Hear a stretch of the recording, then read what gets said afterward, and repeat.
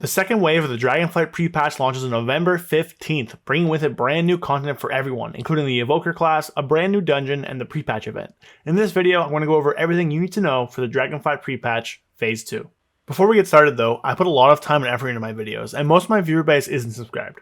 So if you're watching this, drop a subscription. It doesn't cost you anything, would really help me out, and I have tons of great content throughout Dragonflight and beyond. Now enjoy the video. So the first thing you're going to notice as you zone in on the 15th is going to be a pop-up and a quest from either Abyssian if you're Horde or Rathian if you're Alliance, called the Dragon Isles Await. This is the prelude quest to the expansion and is needed to be done to get to the Dragon Isles, so you might as well do it now. The quest itself is pretty simple, just the leaders asking you to meet them in the capital city for each faction. Abyssian is up near the chunk of Deathwing armor where the Cataclysm portals are, in Orgrimmar, and Rathian is outside the castle in Stormwind, standing overlooking some water. Talking to them gives you another quest, which plays a short cutscene, which is disabled on the PTR. After this, you're given 2 more quests, both of which are pretty simple. Fly around and talk to people. I'm going to spare you the details here as they're pretty easy to find out and figure out for yourselves, but basically you're going to be recruiting 3 factions in each city to join on the voyage to the Dragon Isles, and the other one sends you to find and talk to the Dracthyr racial leader for your faction. Upon completion of those quests, both of those will then send you towards the transport hub for your cities, being the Zeppelin Tower outside Orgrimmar for Horde, or the Stormwind Harbor for Alliance. Getting here leads to Khadgar jumping out of a portal and causing another cutscene to play, which again is disabled on PTR, before finishing up the short introductory questline.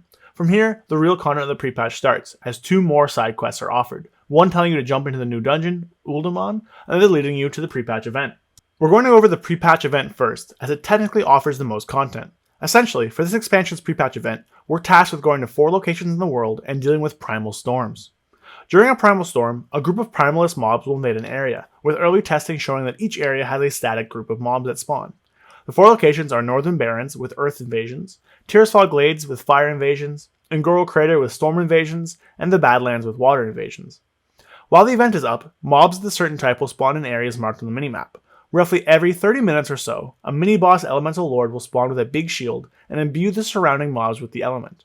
While imbued, these mobs will drop Primeval Essence, which is the new currency for the pre-patch, as well as eye level 252 catch-up gear.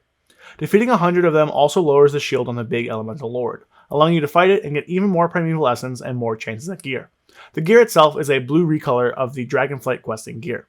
Currency can be spent at vendors near the Zeppelin Tower for Horde or the Harbor for Alliance. These vendors offer the same gear that can be dropped by the mobs, as well as a toy for 100 of the currency that summons a big bag of winds to suck up critters, and a new item for Dragonflight, a 20-slot reagent bag.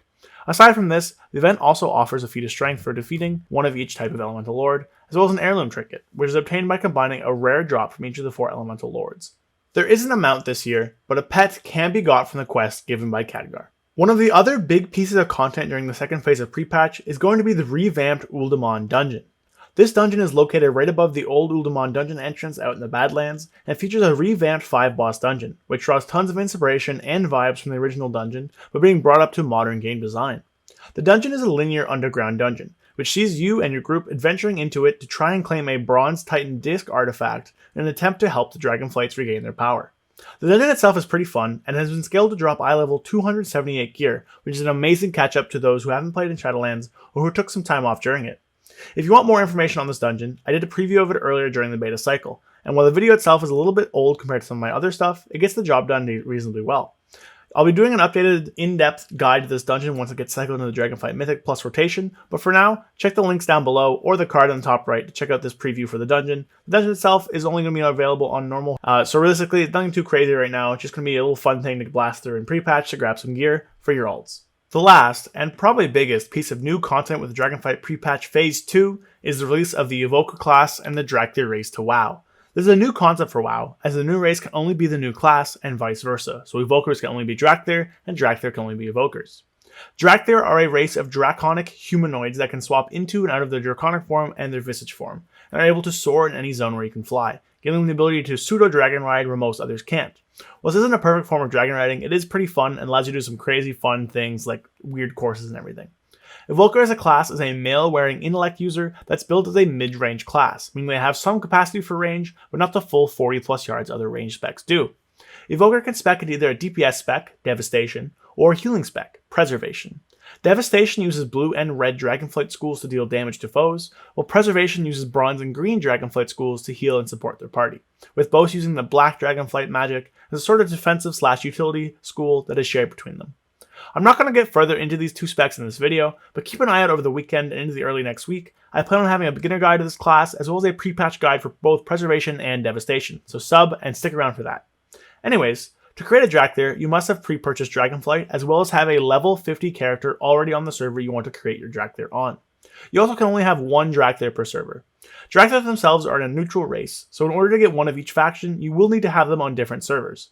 Dracthyr start at level 58 in their own starting zone, the Forbidden Reach.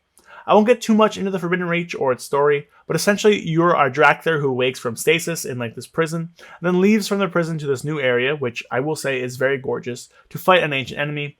This zone does set up some lore for the first raid, so I would recommend you guys play through it. I don't want to get too much more as give spoilers. No, I want to let you guys experience it for yourselves the first time. But the zone is pretty decent. It doesn't take too long, and overall, it's a good introduction to the class.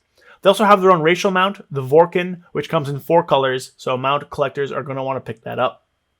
All in all, this phase of the pre-patch is going to bring with it a ton of new content, and while the pre-patch doesn't have its own mount this time, it and the new dungeon both offer great ways of getting catch-up gear, and the new intro of the class is super exciting.